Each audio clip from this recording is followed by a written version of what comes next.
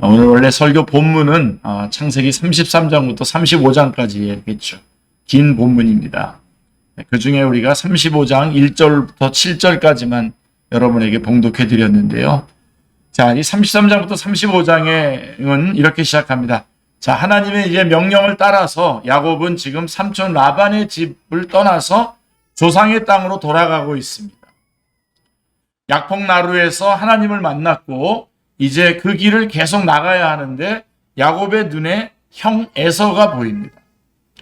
에서는 400명을 거느리고 야곱을 향해서 오고 있었습니다. 야곱은 심히 두려워했던 형 에서를 마침내 만나게 됩니다. 야곱은 에서에게 다가가면서 7번이나 땅에 엎드려서 절을 했습니다.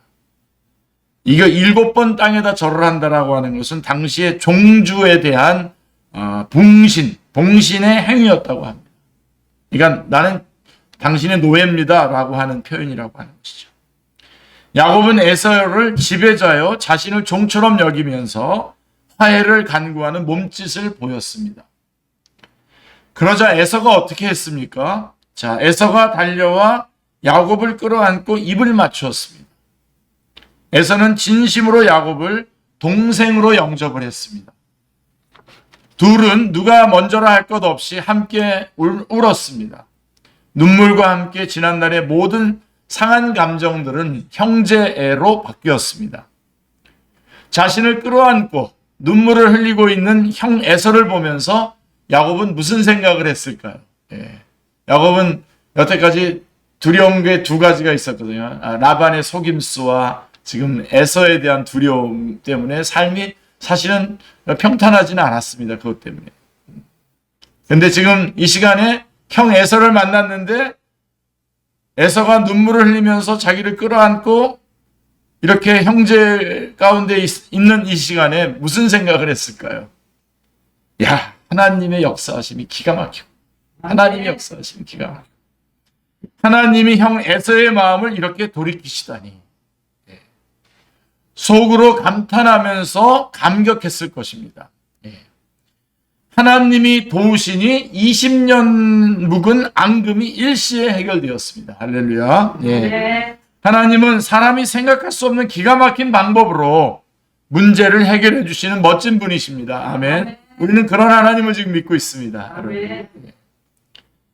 자, 두 형제가 껴안고 한바탕 울음을 운 후에 나눈 대화는 정말 은혜롭습니다. 33장 5절부터 11절에 쭉 나오는데요. 여러분 창세기에 은혜라고 하는 말이 총 17번 나옵니다. 은혜라는 단어가 17번 나오는데 야곱이 에서를 만나는 이 장면에서 무려 5번이나 나오는데요. 그것도 다 야곱의 입에서 나오는 말입니다.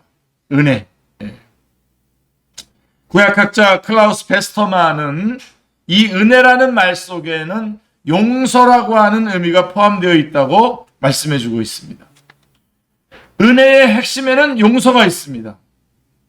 형 에서로부터 용서를 받은 야곱의 마음에는 은혜가 충만했습니다. 쉬운 성경으로 창세기 33장 10절 말씀을 보면 형님이 저를 받아주시니 마치 하나님 얼굴을 뵙는 듯합니다 라고 야곱은 말하고 있습니다. 엄청난 표현이죠. 형 에서의 용서는 하나님께서 이루신 역사였습니다. 아멘. 도저히 해결할 수 없을 것 같았던 에서와의 관계가 은혜로 해결이 되었습니다. 은혜로. 하나님의 은혜가 임하시면 정말 도저히 해결될 수 없는 문제, 그런 관계가 해결되는 것을 우리는 창세기 33장을 이렇게 보면서 볼 수가 있는 아주 귀한 말씀입니다. 야곱과 에서의 관계처럼 우리가 세상을 살아가면서 내 죄 때문에 혹은 상대방의 죄 때문에 꼬인 인간관계 속에서 고통할 때가 있습니다. 우리는 인간관계만 해결되면 만사가 해결될 것 같습니다. 자, 우리가 어떻게 인간관계를 해결할 수 있을까요? 야곱에게 베푸셨던 그 하나님의 은혜가 우리에게 임하시면 됩니다. 아멘. 그럼 우리에게 임하시면 가능합니다. 아멘. 하나님의 은혜가 임하면 어떤 풀기 어려운 인간관계도 술술 풀리게 됩니다. 자, 우리가 힘든 인간관계 속에서 고민하고 갈등하고 두려워할 것이 아니라 하나님의 은혜를 적극적으로 구해야 할 이유가 여기에 있습니다. 뭐 그냥 아주 쉽게 예를 든다면 우리가 부부간에도 문제가 생겼잖아요. 둘이서 해결하려고 해서 해결 안 돼요. 누구에게? 하나님께 은혜를 구해. 나도 하나님께, 남편도 하나님에게. 네. 은혜를 구할 때에 문제가 해결이 되죠. 더 넓혀보세요. 직장에서도 그렇고, 일터에서도 그렇고, 여러분의 어떤 공동체 안에서도 그렇습니다. 자, 20년 묵은 에서와의 인간관계 문제를 해결받은 야곱의 기분이 어떠했을까요? 뭐 세상의 모든 문제가 다 해결될 것 같은 그런 아주 행복했겠죠. 자, 이제는 속이는 라반도 없어요. 10번이나 계약을 번복하면서 속인 그 라반도 없고요. 두렵게 하는 에서도 없습니다. 이제 두 다리 쭉 뻗고 잘 수 있게 되었습니다. 자, 근데 이제 여기서부터 제가 여러분에게 문제 제기를 하고 싶습니다. 여러분들이 꼭 여러분들을 여기다 대입시키셔서 한번 적용하면서 따라와 보시길 바랍니다. 자, 그러면 이제 라반도 없고 에서도 없고 이제 다리 쭉 뻗고 살 수 있게 되었는데 그러면 어떻게 해야 됩니까? 이제는 가벼워졌지 않습니까? 가벼운 마음으로 어떻게 해야 됩니까? 계속 가던 길을 가야 됩니다. 자, 지금 그가 가야 될 목적지가 어디입니까? 베델입니다. 베델로 돌아가라는 것입니다. 하나님께서는. 그리고 베델로 돌아가겠다고 서원했었어요. 베델로 가야 됩니다. 그런데 야곱은 베델에서부터 4km 정도 떨어져 있는 뭐 아직 베델이라고는 아주 가까운 곳이죠. 4km 정도 떨어져 있는 세겜성 동쪽에 장막을 칩니다. 세겜에다가 장막을 쳐요. 자, 베델은 세겜에서 남쪽으로 약 4km만 내려가면 이르게 되는데 그야말로 베델이 코앞인데도 한 걸음만 더 나아가면 베델인데 야곱은 세겜에 멈춰 섰습니다. 세겜에 멈춰 섰습니다. 더구나 야곱은 장막을 친 밭을 세겜의 아버지 하몰의 아들들에게서 은 100개를 주고 사요. 그 땅을 삽니다. 세겜 땅을. 밭을 샀다라고 하는 것은 거기서 살겠다는 의미 아닙니까? 지금 지나가야 될 장소를 샀어요, 지금. 혹시 여러분 그러고 있는 거 있는지 한번 잘 보세요. 야곱은 그곳에 제단을 쌓고 그 이름을 엘헬로의 이스라엘이라고 지었습니다. 전능한 하나님은 이스라엘의 하나님이라고 하는 뜻입니다. 자, 야곱은 왜 베델을 코앞에 두고 세겜에 정착했을까요? 정확히는 알 수 없지만 거기 창세기 33장 18절 말씀에 보면 우리 중현 형제님이 올려주셨는데요. 평안이 가나안 땅 세겜 성읍에 이르러 평안이라고 하는 것입니다. 이 말씀을 볼 때 창세기 33장 18절 말씀을 볼 때 아마 그가 얻은 그 평안과 관련이 있음을 추측해 볼 수 있습니다. 거기에서 이제 에서의 문제도 해결됐고 이제 거기서 평안을 느꼈던 것 같습니다. 그는 은혜로 얻은 평안을 가지고 한 걸음 더 나가야 했습니다. 자, 은혜 받았을 때 가장 중요한 게 이겁니다. 제가 늘 주목하는 게 이런 수련회를 한다든가 어떤 부흥회를 한다든가 또 어떤 날 우리 교회에 은혜가 임했다면 그 다음 주가 저는 굉장히 주목이 돼요. 그 다음 주에 쫙 빠지거든요, 사람. 그거는 바로 오늘 이 야곱에게 지금 야곱이 지금 세겜에 걸려 있는 것과 똑같은 문제. 그래서 받은 은혜를 가지고 한 걸음 더 나가야 됩니다. 약속의 장소로 나가야 됩니다. 아마 은혜를 가지고 한 걸음 더 나가야 되는데 베델로 올라가서 자신의 서원을 지켜야 했는데 그러나 그는 자신이 얻은 평안에 안주 있습니다. 우리 신앙은요, 내가 평안하면 끝나는 게 아니에요. 그게 우리의 목표가 아니에요. 하나님의 영광이지. 하나님께 영광이고 하나님께 약속했던 것들을 지켜내는 것이 우리의 신앙이지 내가 편안한 것으로 끝나는 것이 아닙니다. 그게 여러분 요즘 나오는 내용들이 뭡니까? 교회 이름들이 행복한 교회들이 많아졌잖아요. 이름이 행복한 교회. 우리가 행복한 게 꼴이에요. 그거는 그럼 종교입니다. 그거는. 종교와 우리 기독교와 종교와의 차이는 뭐냐면 종교는 항상 인간의 고난으로부터 시작해요. 그래서 그 고난을 누가 해결해 주든지 그가 좋은 거예요. 만약에 이쪽에서 해결해 주지 않으면 또 딴 데 가서 해결받아도 돼요. 고난을. 근데 우리 기독교는 어디서부터 시작하면 죄로부터 시작해요. 죄로부터 시작하기 때문에 이 죄의 문제를 해결하시는 예수님을 꼭 만나야 되고 예수님을 만나는 이유는 하나님께 영광 돌리기 위한 겁니다. 하나님께 예배 드리기 위한 겁니다. 애굽에서 여러분 이스라엘 사람들이 애굽에서 머물러 있다가 하나님께서 왜 출애굽을 왜 모세를 통해서 이스라엘 백성들을 출애굽 왜 시킵니까? 목적이 뭡니까? 광야에서 예배 드리려고 그런 겁니다. 예배 드리려고. 지금 여기서 지금 이 야곱은 자기가 평안을 누렸어요. 그 평안에 안주해 버렸어요. 이게 오늘 우리들의 문제입니다. 오늘날 여러분 우리 축제교회 성도들만 하더라도 사는데 지장 없잖아요, 다들. 네. 있습니까? 손 들어보세요. 제가 해결책 마련해 드릴게요. 사는데 지장 없으니까 그냥 거기에 안주해 있는 거예요, 지금. 우리는 하나님의 영광과 하나님을 예배드리는 자로 하나님께서 예배자로 처음부터 부르셨어요, 우리를. 근데 거기에 안주해 있는 거예요. 그래서 예배 이제 비대면 예배도 이제 활성화 이제 얼마든지 드릴 수 있으니까 비대면 예배로 때우지. 근데 그거 때운다 그러다가 그거라도 때웁니까? 그것도 안 하지. 지금 그 자리에 와 있어요, 지금. 오늘 제가 여러분하고 여기서 한번 단판을 짓기를 원하는 거예요. 돌제단만 있을 뿐 척박한 베델보다는 제단은 없지만 풍요로운 세겜이 평안을 누리기에 더 좋은 것 같아 보였습니다. 제단은 언제든 어디서든지 세울 수 있을 것이라고 그는 생각했습니다. 그는 세겜에 제단을 쌓았어요. 베델에 있는 제단으로 가면 되는데 그게 약속의 장소인데 거기에서 서원했고 하나님께서는 거기로 다시 오라고 보내주셨는데 그곳에서 하나님의 이름을 불러요. 세겜에다 제단을 쌓고 하나님의 이름. 그러나 그는 그 후에 자신에게 어떤 엄청난 일이 벌어질지 상상조차 하지 못하고 있습니다. 오늘 우리 축제교회 성도들이 지금 거기에 걸려있는 것 같아요. 저는 지금. 그 일은 34장에 자세히 기록되어 있습니다. 34장의 내용은 읽는 것조차도 불편하지만 성경이 기록하고 있으니 요약해서 살펴보면 이렇습니다.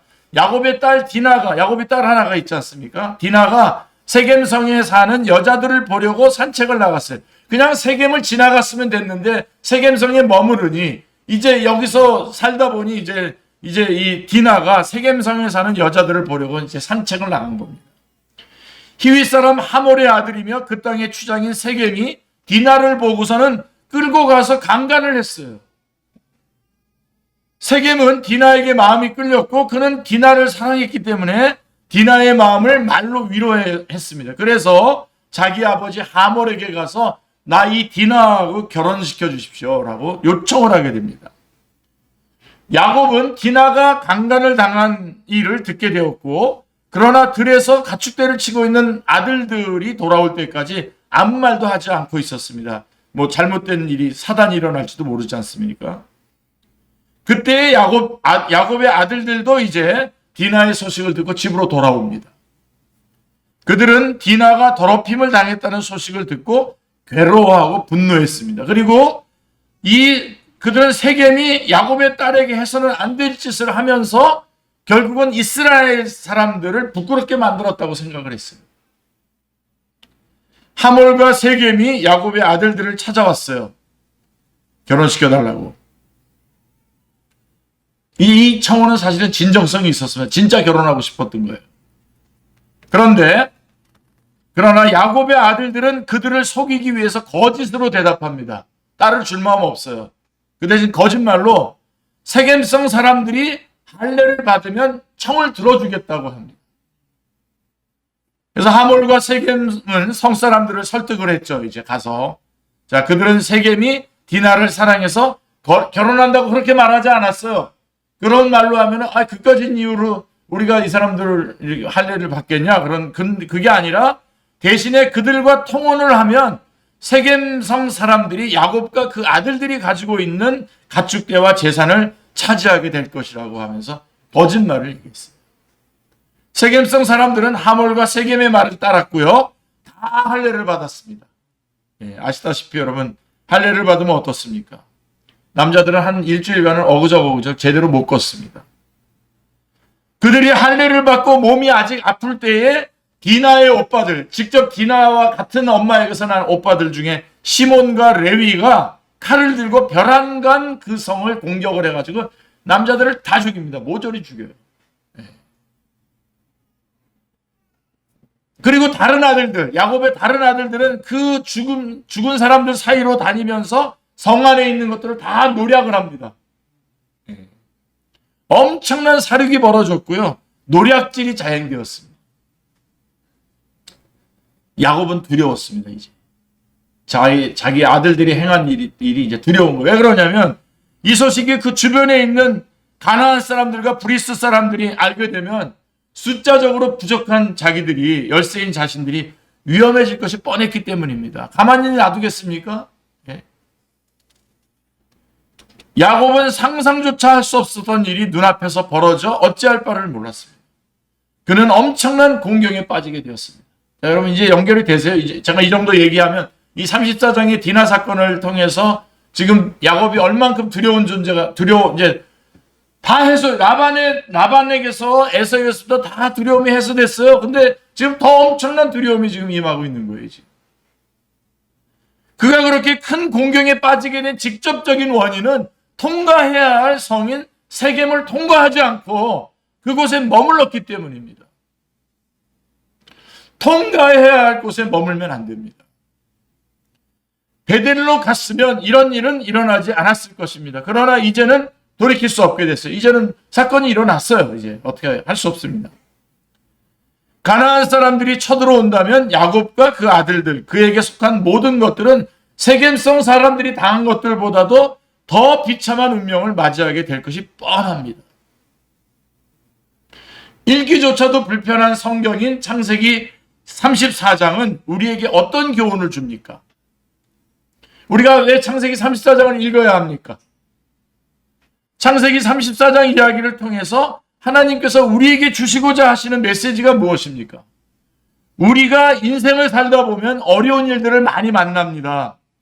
세상 사람들이 안 좋은 일, 어려운 일이라고 표현하는 이 일을 우리는 고난이라고 부르는데요. 인생을 사는 가운데 우리는 여러 가지 고난을 만납니다. 고난은 고통이기도 하고 괴로움이기도 합니다. 고난이 닥쳤을 때 우리는 생각합니다. 왜 나에게 이런 고난이 왔지? 우리는 고난을 만날 때에 분별을 잘할 필요가 있습니다. 우리에게 임하는 고난은 두 가지 이유 때문에 주어지기 때문입니다. 하나는 우리가 뭔가 잘못을 해서 그 잘못된 것으로 인해서 고난당할 수 있습니다. 또 다른 하나는 우리가 잘못한 것이 없는데도 하나님께서 우리를 단련시키시고 존귀케 하기 위해서 고난을 허락하시는 경우가 있습니다. 이 두 가지죠. 근데 고통스럽기는 둘 다 마찬가지입니다. 고통스럽습니다. 둘 다. 우리에게 고통을 준다는 점에서는 동일합니다. 그러나 이 둘은 서로 다른 고난입니다. 여러분. 그러므로 우리는 이 둘을 잘 분별해야 돼요. 왜냐하면 이 둘을 분별하지 못하면 고난에 대한 대응에 문제가 생기기 때문입니다. 고난의 원인을 혼동하면 다른 대응을 할 수가 없습니다. 그래서 여러분 무당집에 가지 말아야 돼요. 그래서 걔네들이 고난의 원인을 잘못 가르쳐 준다고. 다 너가 잘못했다는 거예요. 자, 하여간 그런 얘기까지 옆으로 갈 수 있는 시간은 없습니다. 고난의 원인이 죄라면, 죄 때문에 고난이 온 것이라면 즉각 회개하면 됩니다. 회개하면 돼요. 고난은 즉시 끝나요. 그걸로. 회개하면. 인정하지 않고 회개 안 하니까 자꾸만 더 복잡해지죠. 그런데 만일 그 고난이 우리를 연단해서 영광스럽게 하시기 위해서 하나님께서 허락하시는 것이라면, 제가 우리 교회 성도님을 볼 때 이런 고난을 당하시는 분들이 꽤 계셔요. 그런 허락하는 것이라면 그 고난을 피하려고 하거나 그 고난을 감하려고 하지 말고 그 고난을 참고 잘 인내하며 받아요. 그 고난 저 너머에 있는 영광을 바라보면서 고난 중에도 참고 즐거워해야 됩니다. 로마서 5장 3절부터 4절 5절 쭉 나오지 않습니까? 자, 그런데 고난을 분별하지 못하면 반대로 대응을 하게 돼요. 안타까운 일이 벌어지게 됩니다. 한번 예를 한번 들어볼까요, 여러분? 교회에 나오는 학생이 집에서는 매일 낮잠만 자요. 그리고 깨어있을 때는 게임만 해요. 사고 쳐요. 그러면 이제 부모님이 뭐라 그러겠습니까? 야, 너 그딴 식이면 너 교회 나가지 마. 응? 교회 가지 마. 핍박을 하는 거죠. 그런데 이 학생이 내가 교회를 다녀서 이 고난을 당한다고 생각하면서 사람들에게 기도해달라고 막 부탁을 합니다. 기도해달라고. 진짜 여러분 아주 엉뚱한 짓을 하는 겁니다. 온 교회가 이렇게 되면. 얼마나 황당한 일이 되겠습니까?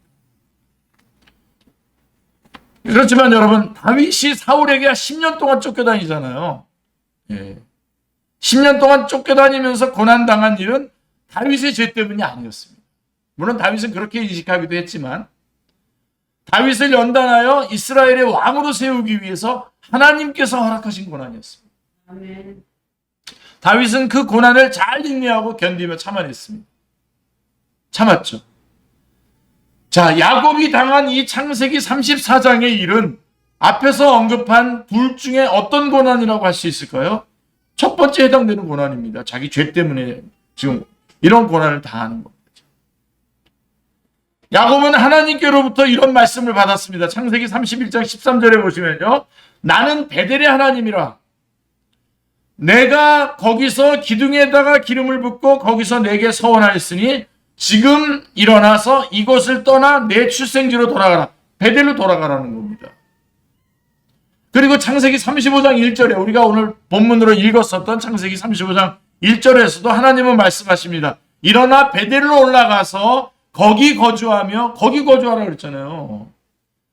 내가 내 형 에서의 낯을 피하여 도망하던 때에 내게 나타났던 하나님께 거기서 제단을 쌓아라. 거기다가 성전을 짓고 11조를 하고 하나님을 나의 하나님으로 모시겠다고 했잖아요. 그게 서원했었잖아요. 이 말씀들을 볼 때에 야곱은 하나님과의 맹세를 저버렸습니다. 베델까지 가지는 않고 그 근처에 머물렀습니다. 하나님과의 약속을 100% 지키려고 하지 않고 99%에 만족하면서 베델보다는 세겜에 머물렀습니다. 세겜이 자신에게 유리할 것 같았기 때문에.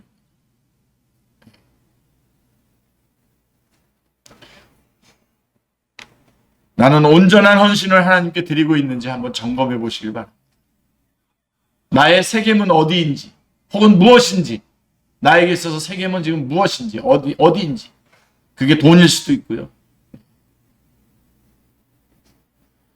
야곱은 디나 사건을 통해서 자신에게 당한 고난이 자신의 죄 때문인 것을 깨닫고 인정했습니다. 자, 여기서 이제 다시 여러분 마음을 한번 더 이제 쭉 푸시고 다시 한번 붙잡으셔야 돼요. 죄를 인정했다는 것. 죄를 인정한다는 것이 이게 굉장히 중요합니다.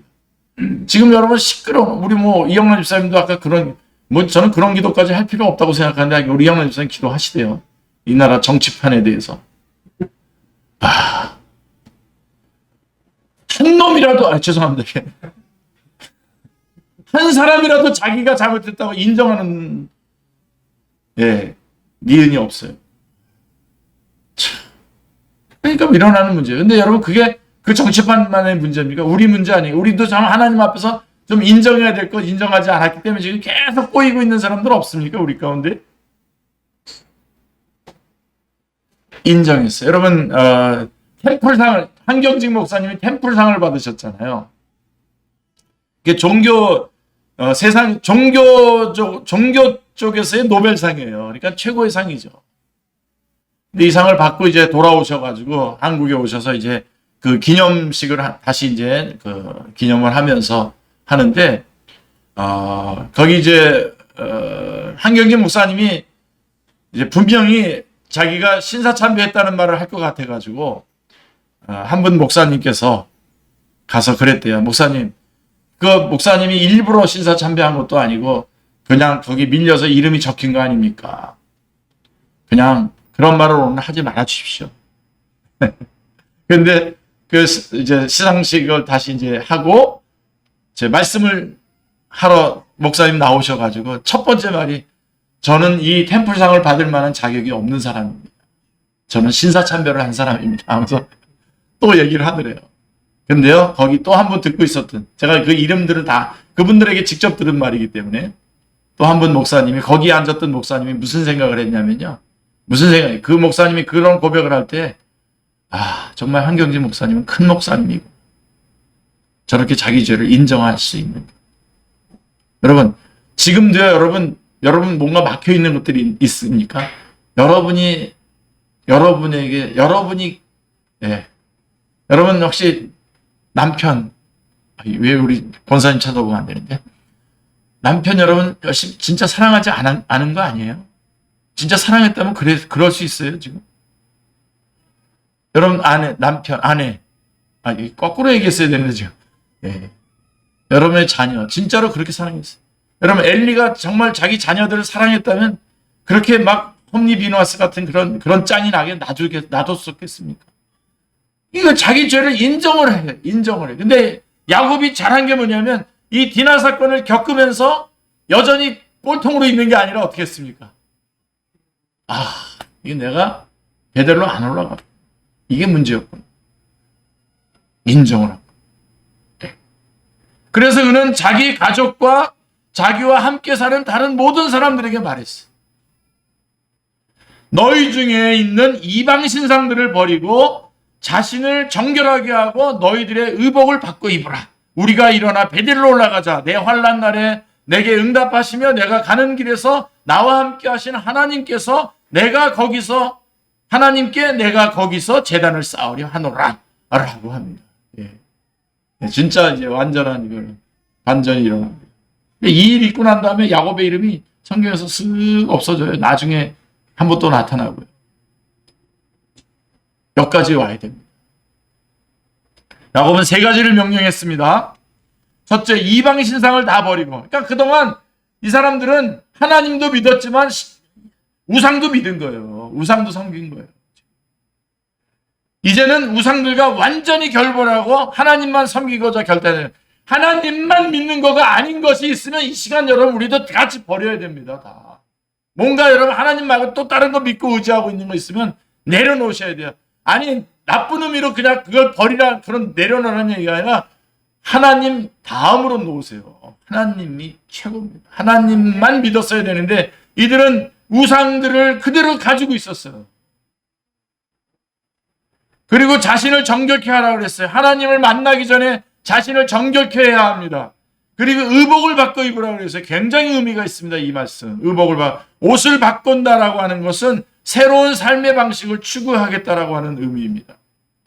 지금까지 살아오던 방식과는 결별하고 하나님만을 섬기는 새로운 삶을 살겠다고 하는 표시인 것입니다. 이방 신상을 버리고 자신을 정결케 하고 의복을 바꿔 입는 이 세 가지 행위를 한마디로 우리는 회개라고 합니다. 회개. 야곱의 말을 들은 사람들은 가지고 있던 우상들을 다 야곱에게 줬습니다. 귀에 걸고 있었던 귀걸이도 야곱에게 주었고요. 야곱은 그것들을 다 모아가지고 세겜성에서 가까운 큰 나무 아래다가 다 파묻어 버렸어요. 그것들과 함께 그들의 옛 삶의 방식도 함께 묻어버렸습니다.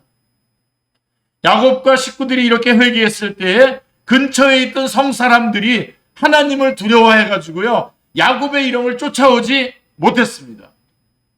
하나님께서 야곱을 또 한 번 도와주세요. 회개하니까 또 한 번 도와주세요. 그 두려움 가운데 위기에 놓여 있었던 야곱과 그 일행들을 다시 한번 그 주변의 사람들로 하여금 두렵게 하고 우리가 회개할 때 우리가 힘이 있는 겁니다. 우리가 회개하고 하나님을 붙잡고 하나님이 우리의 주인이 될 때 세상이 우리를 두려워하는 겁니다. 다른 것 가지고 두려워하지 않습니다. 다 쇼하는 겁니다. 그거는 다른 사람들이 아부하는 겁니다. 여러분, 만약에 여러분 두려워한다면, 그거가 아닌데도 두려워한다면, 회개하고 하나님 앞에 이렇게 할 때 세상이 두려워합니다. 야곱은 무사히 베델에 이르렀고 그곳에 제단을 쌓고 그곳의 이름을 엘베델이라고 했습니다. 베델의 하나님이라고 하는 뜻입니다. 야곱이 자기 형 에서를 피하여 도망칠 때에 하나님께서 그곳에서 자기에게 나타나셨기 때문입니다. 세상에는 길이 많습니다. 그러나 우리가 가야 할 길이 있고 가지 말아야 할 길이 있습니다. 땅이 있다고 해서 아무 땅에서나 살아서는 안 됩니다. 지나가야 할 땅이 있고 거주해야 할 땅이 있습니다. 우리에게 가장 안전한 곳은 어디일까요, 여러분? 우리가 가장 안전한 건 어디입니까? 하나님께서 거하라고 하신 땅이 가장 안전한 땅, 안전하고 복된 땅입니다. 하나님이 거하라고 하신 길이 가장 안전한 길입니다. 자, 성경은 우리에게 이제 여기서 진짜 아멘 하셔야 돼요. 성경은 우리에게 예수님 안에 거하라고 했습니다. 할렐루야. 우리는 예수님 안에 거해. 예수님 안에 가장 안전한 우리의 거처가 있습니다. 아멘. 예수님이 우리의 가장 안전한 거처입니다. 예수님의 거하라고 하는 말은 말씀 안에 거하라고 하는 뜻입니다. 꼭 붙잡으십시오. 그리고 말씀 안에 거하라고 하는 말은 예수님의 사랑 안에 거하라고 하는 뜻입니다. 말씀 안에서 뜨겁게 사랑하는 것이 예수님 안에 거하는 것입니다. 그리고 거기가 가장 안전한 곳입니다. 자, 그런데 우리는 야곱처럼 거하지 말아야 할 곳에 둥지를 틀 때도 있습니다. 예. 뭐 그렇게 해야 되는데 그렇게 하지 못해서 지금 거하지 말아야 할 곳에 둥지를 틀 때도 있습니다. 만일 그것으로 인해서 고난이 임한다면 우리도 야곱처럼 벌떡 일어나서 가야 합니다. 벌떡 일어나서 가야 됩니다. 회개하고 가야 됩니다. 인정하고 가야 됩니다. 우리의 인생에서 창세기 34장을 거치지 않고 35장에 베델로 곧장 올라가는 은혜가 임하기를 주님의 이름으로 축원합니다. 주님께서 가라고 하신 길로 가고 주님께서 거하라고 하시는 곳에만 거하면 그렇게 될 것입니다. 그러나 혹시 창세기 34장과 같은 고난을 우리 인생 가운데서 만난다면 야곱처럼 즉시 회개하고 베델로 올라가는 우리 모두가 되시기를 주님의 이름으로 축원합니다. 첫사랑의 온전한 헌신의 자리로 다시 돌아가시는 축제의 모든 식구들 다 되시기를 주님의 이름으로 축원합니다. 기도하겠습니다. 하나님, 저희가 걸려있는 세겜이 무엇인지 어디인지 하나님 저희들을 깨닫게 해주시고 주께서 은혜를 베풀어 주셨을 때 은혜에 도취되어 머무는 것이 아니라 약속의 말씀을 일깨워 확인하고 약속의 자리로 나아갈 수 있는 축제의 모든 식구들 다 되게 하여 주시옵소서. 감사드리오며 주 예수 그리스도의 이름으로 기도드리옵나이다. 아멘.